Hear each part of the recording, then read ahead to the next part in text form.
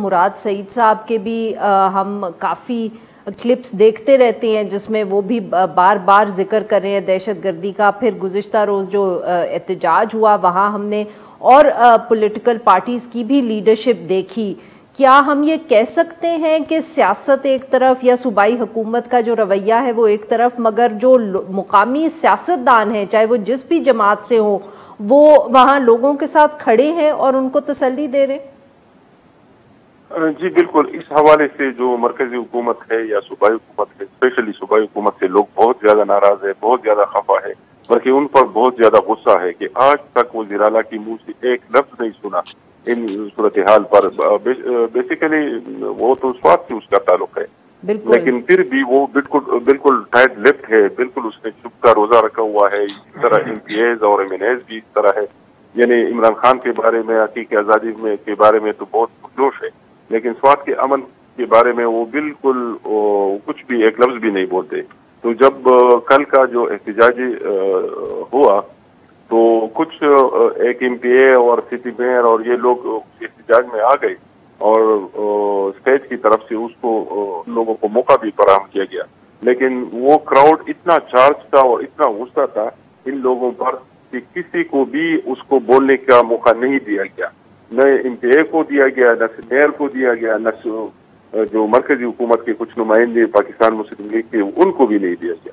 تو ان کا غصہ اس وجہ سے تھا کہ یہ لوگ ہم نے منتخب کیا ہے اور ہم نے بھیجے ہیں، یہ بڑے بڑے کرسیوں پر بیٹھ گئے ہیں، لیکن جس نے بھیجا ہے ان کے بارے میں کوئی بات نہیں کرتے. تو لوگ بہت زیادہ غصہ تھے اس بات پہ اور ان کو اس اسٹیج سے بالکل اتارا گیا کہ ہمیں بالکل آپ کو سننا نہیں.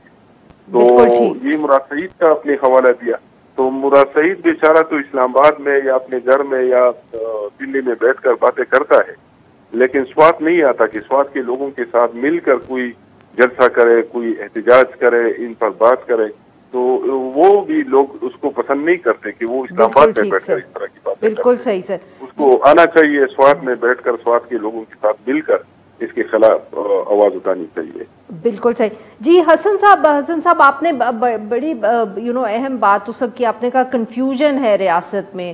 تو سر ہمیں 2007 اور 2008 میں بھی ہم نے بالکل ایسی ہی کنفیوژن دیکھی جس کی وجہ سے بہت وقت لگا. اگر ہم کہیں کہ مسئلہ 2007 میں شروع ہوا سوات کے اندر سوات میں، تو پھر 2009 میں فائنلی ملٹری آپریشن ہوا. تو سر کیا اس دفعہ بھی آپ کو یہ خدشہ ہے کہ اتنا ہی وقت لگے گا؟ اور جو سول انتظامیہ ہے، بیکاز آبویسلی اس وقت جو بات کریں تو عسکری ملٹری جو ہے وہ تو نکل چکی ہے، انہوں نے تو ہینڈ اوور کر دیا ہے سویلین لا انفورسمنٹ ایجنسیز کو. سر سچویشن اس حوالے سے کیا ہے؟ دیکھیں، پہلی بات تو یہ ہے کہ 2007 اور اب 2022 میں فرق کافی واضح ہے. 2007 میں احمد شاہ بھائی کو بھی پتا ہے کہ سوات کے لوگوں کو، اسپیشلی زیادہ تر سادہ لوگ مسلمان ہیں، ان کو یہ پتہ نہیں تھا کہ ان لوگوں کے انٹینشنز کیا ہے. یہ تو اسلام کا نام لے کے، شریعت کا نام لے کے تو سمپتائزرز عوامی سطح پہ کافی سمپتیز تھی.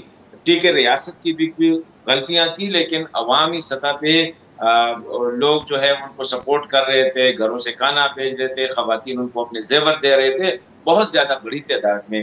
لیکن جب ان لوگوں نے وہ ظلم ڈھائے عوام پہ کہ بچیوں اور بچوں کے سامنے ان کے والدین کو جو ہے ان پہ ان کے سر کاٹے گئے، اسی طرح بزرگوں کو قتل کیا گیا، نوجوانوں کو قتل کیا گیا، ٹارگٹ کلنگ کی گئی، خواتین کی بے حرمت کی گئی، اور لاکھوں کی تعداد میں لوگ جو ہے نقل مکانی کر کے دوسرے علاقوں میں آئے.